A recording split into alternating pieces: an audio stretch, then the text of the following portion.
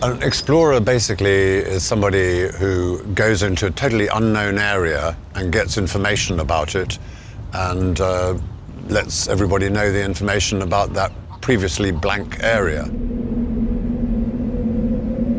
For many, many years, our expeditions navigated by a reliable clockwork watch. We would be using the sun's position at local midday, for instance, and every time the sun moved 15 degrees an hour, we would say, right, well, there is my shadow. It's 1 o'clock, so I'm going to use 15 degrees from my shadow. 2 o'clock, 30 degrees from my shadow. And then after 6 hours, it'll be over your shoulder. So it's your shadow which was what is now the arrow on the Garmin face. Having a GPS not only makes the navigation easier because of all the functions, the other point about it is it's telling you where you are. Now, certainly until 1990, as navigator, I used to have to, when we finish at the end of the day, you're very cold. After 10 hours of pulling, you're very cold indeed. You want to get in your tent immediately and have a cup of coffee. Well, the other person goes in, cooks everything. You're outside, you've got to put the sextant, the theodolite up on the tripod. You've got to level the bubbles till it's dead accurate. And then you've got to find the altitude of a star or the sun. It might take you 40, 50 minutes to find the altitude. And when you've done that, you go into the tent, you've got another half hour with the sight reduction tables and the nautical almanac to work out exactly where you are. Now you go and you have a cup of coffee, you press a button and the Garmin will tell you where you are.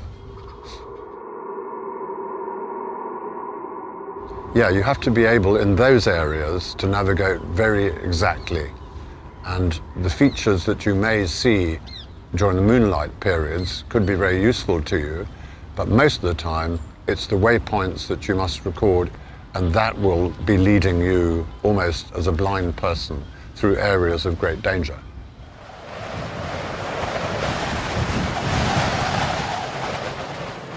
I wouldn't say that Garmin is a brand for the serious explorer. I would say that Garmin is without a doubt the brand for serious exploration in difficult circumstances. It is meticulously designed, it's very, very robust. You are towing a very heavy weight, so you're breathing very hard. You're very likely to mist up your goggles or your visor or whatever, and therefore seeing a small arrow for direction, which is absolutely key to progress, needs to be very carefully thought out.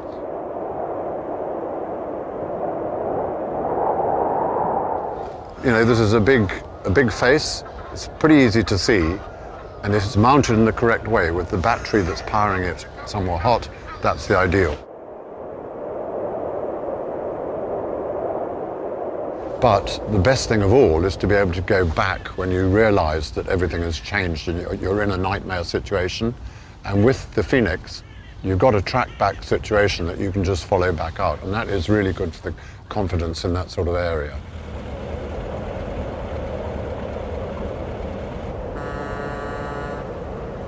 My job happens to be leading expeditions. That is how I make a living.